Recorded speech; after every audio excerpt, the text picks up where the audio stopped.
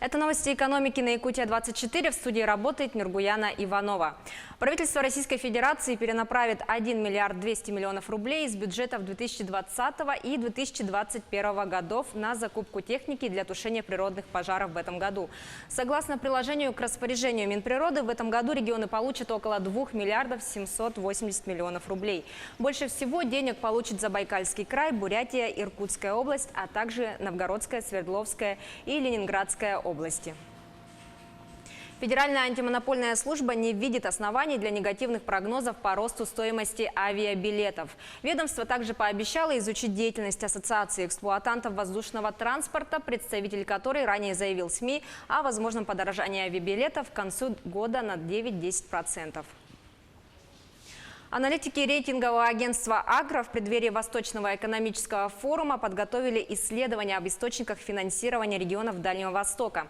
Один из ключевых выводов исследования заключается в том, что регионы Дальнего Востока не смогут самостоятельно покрыть запланированные на текущий год расходы, несмотря на профицит бюджета в 2018 году и рост собственных доходов в начале 2019 года.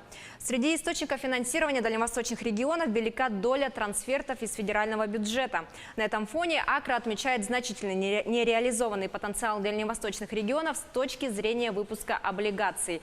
На Дальнем Востоке сейчас приходится лишь около 5% обращающихся на рынке облигаций региональных органов власти, а единственным регионом Дальнего Востока, регулярно осуществляющим размещение облигаций, является Якутия.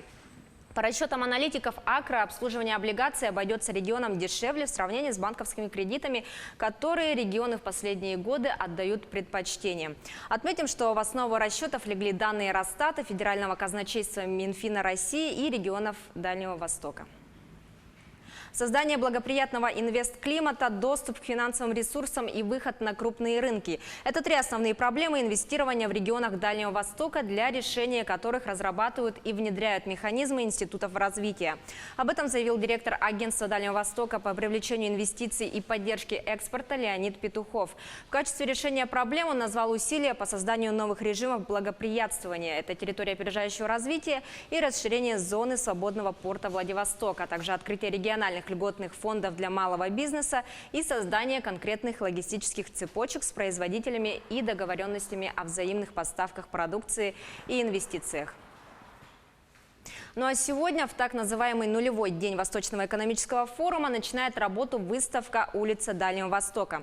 Она пройдет с 3 по 8 сентября в рамках форума. Якутия представит павильон «Сделано в Якутии». Он выполнен в форме овала и украшен снаружи орнаментами и символами народов республики. Регион представит свои инвестиционные проекты, туристические продукты и товары народного промысла, в том числе из мамонтовой кости.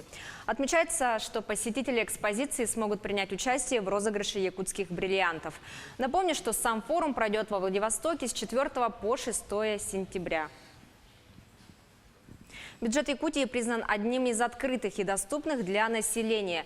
Республика представила 4 проекта на общероссийском конкурсе «Бюджет для граждан». Все они были высоко оценены экспертами и заняли призовые места. Как прокомментировали в Минфине Якутии, в планах ведомства дальнейшее совершенствование работы по повышению уровня финансовой грамотности и развития финансового просвещения, формированию финансовой культуры и навыков рационального финансового поведения. Отметим, что конкурс «Бюджет для граждан» направлен на повышение открытости бюджетных данных и бюджетной грамотности населения. Сумма налога по добыче нефти и газа в Якутии, которая идет в федеральный бюджет страны, впервые в истории достигнет порядка 120 миллиардов рублей в 2019 году. Об этом сообщил глава республики Айсен Николаев. Он выразил уверенность, что в ближайшие годы регион станет одним из крупнейших центров добычи нефти и газа. Руководитель региона также отметил, что в Якутии создаются и будут дальше создаваться тысячи рабочих мест в нефтегазовых компаниях, действующих на территории республики. Это были все новости к этому часу. Оставайтесь в курсе экономических событий на Якутия-24.